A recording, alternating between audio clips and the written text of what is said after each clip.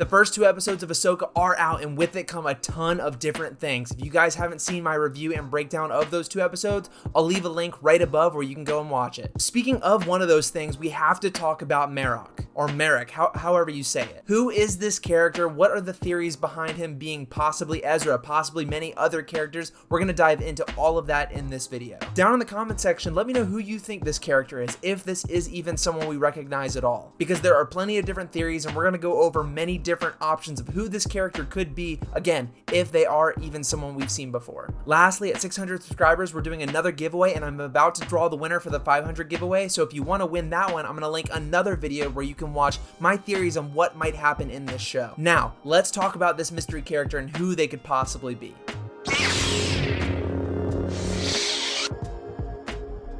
Marrok is a character that we see in the 2nd episode of AHSOKA, and he is basically an Inquisitor, living as a former Inquisitor who now no longer has a path or a leader to follow because Vader is gone. So first, let's get the obvious thing out of the way. Marrok could possibly just be a former Inquisitor. He could be a nobody. He could be a character written in this show just for AHSOKA or Sabine to take out. He, she, whoever it may be. Now, I do think this is actually a very strong possibility for this character for multiple different reasons. First off, we know this character is going to make another appearance in next week's episode based off the trailer footage that we've had. We know that we're going to have a fight between Sabine and Shin and possibly AHSOKA and Marrok again. Marrok also has the helicopter-style double-bladed lightsaber that the Rebels Inquisitors had, and hopefully we even get to see him use it as a helicopter like they did in the animated shows. I think him being a former Inquisitor who now no longer has anyone to follow is a very plausible and very probable theory. But with that one out of the way, let's talk about the more fun ones.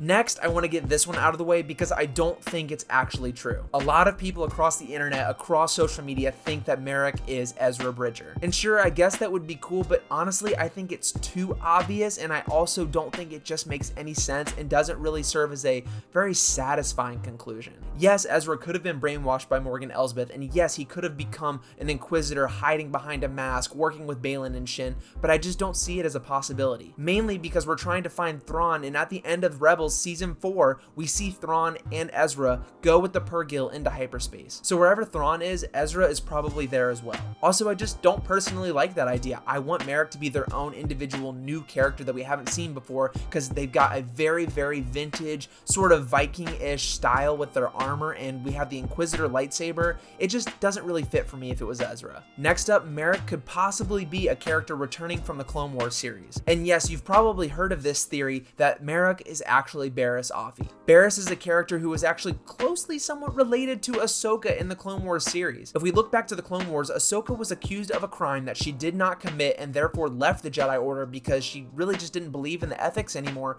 and didn't want to follow a group of people who accused her of doing something she didn't. Coming to find out that the actual perpetrator of the crime was Barris Offee, another Jedi who basically turned to the dark side. We have no idea what happened to Barris after the Clone Wars, and a lot of fans have been wanting to see her return. I think this would be a good opportunity. Again, I do think maybe it is a little bit too obvious just because of the fan speculation and us over the years wanting to see her return, but this is definitely something that would be way more satisfying if we saw it in a reveal. And while I'm talking about these different theories, I want you guys to keep in your mind that there is a very, very strong possibility that Marrok is just Marrok. They don't have to be somebody we've seen before. They could be their own individual character used just as a plot device to sort of further along the story. You need to acknowledge that as a possibility moving forward. We can get excited about these theories, but just keep that in the back of your mind. It might not be somebody we know. Now, this last one, it is kind of a stretch and it would be super awesome, and it makes me honestly think that it's not going to happen. What if Marrok is Galen Marek? Galen Marek, Starkiller from the Force Unleashed video games, voiced and motion captured by Sam Witwer. And if you don't know, Sam Witwer is the amazing actor who voiced Darth Maul in the Clone Wars and Rebels. If we look in the credits at the end of the AHSOKA episode, we see in other voices that Sam Witwer is actually credited. Now, I haven't been able to find where Sam Witwer's voice would have fit into this show, but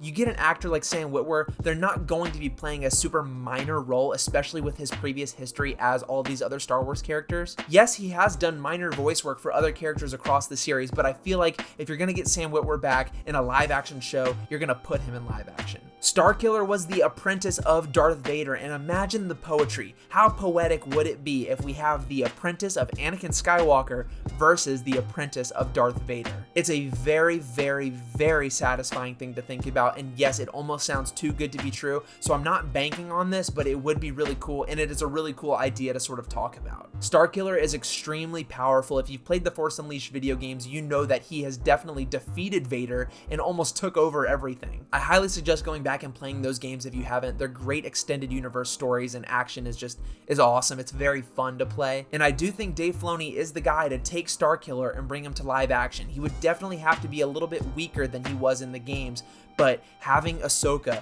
versus Starkiller would be great storytelling. And this would definitely not be the last time we would see him. This would be sort of the beginning of Starkiller, finding out about Vader's hidden apprentice and what that really means for the Star Wars universe going forward. At the end of the day, I'm just excited to see more of these characters. AHSOKA episode 1 and 2 have done a fantastic job with character work. We've been reintroduced to the Ghost crew from Rebels, and I just can't wait to see more of them. And not to mention how great the new additions to the cast are. The new characters, Baylan and Shin, are so intriguing, and we haven't even gotten to see Thrawn yet. What if one of Thrawn's secret weapons happens to be Starkiller? We know that he's a very smart and very tactical being. What if he is the one who kept Vader's apprentice a secret? Let me know in the comments what you think about this theory, and if you would like to see Starkiller brought to live action. Personally, introducing Starkiller would be more favorable in my opinion if they did it in the Jedi Survivor, Jedi Fallen Order sequel, because this character originated in video games, and to have Cal Kestis, who knows if we even see him in live action in this season, having him fight Starkiller in a video game where that character originated would be awesome. But I have to reiterate one last time, don't expect Marrok to be anybody we've seen before. If he is, so be it, a great surprise no matter who it is. But go into this with an open set of eyes, realizing this could be a very new character who isn't anyone we've seen before. The last thing we need to do is sort of get our expectations too high. This show is doing very, very well with critics